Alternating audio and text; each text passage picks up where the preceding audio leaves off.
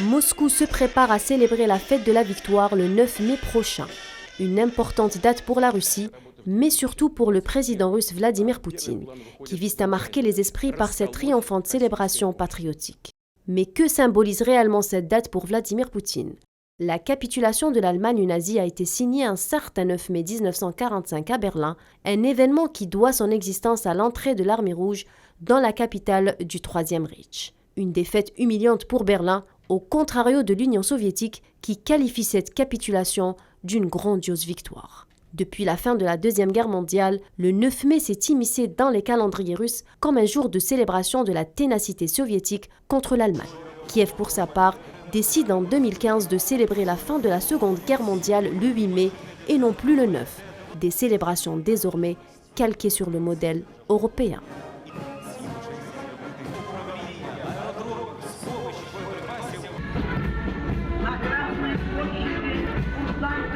Chaque année, à l'instar de ses prédécesseurs, le président russe Vladimir Poutine fera une allocution commémorative devant le Kremlin et des parades militaires organisées.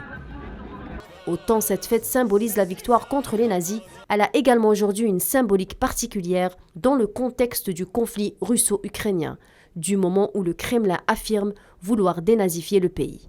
Le 24 février dernier, le discours de Vladimir Poutine faisait de nombreuses références historiques à la Seconde Guerre mondiale, ou plus précisément par un œil russe à la Grande Guerre patriotique en mémoire de la victoire de l'Union soviétique de Staline contre l'Allemagne nazie d'Hitler, de juin 1941 à mai 1945, fait historique naïvement occulté par l'Occident.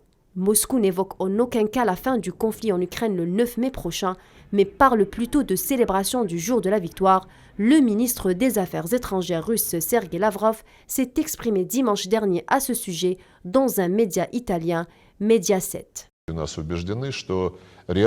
Nos militaires n'ajusteront pas artificiellement leurs actions à une date quelconque, y compris le jour de la victoire. Le rythme de l'opération en Ukraine dépend avant tout de la nécessité de minimiser les risques éventuels pour la population civile et les militaires russes. Pour rappel, le 9 mai, jour de la fête de la victoire de la Grande Guerre patriotique, est un jour férié en Russie où les citoyens russes arborent le ruban de Saint-Georges, symbole militaire russe. Lors d'un défilé militaire organisé à la Place Rouge au cœur de la capitale Moscou, les répétitions sont d'ailleurs déjà en cours.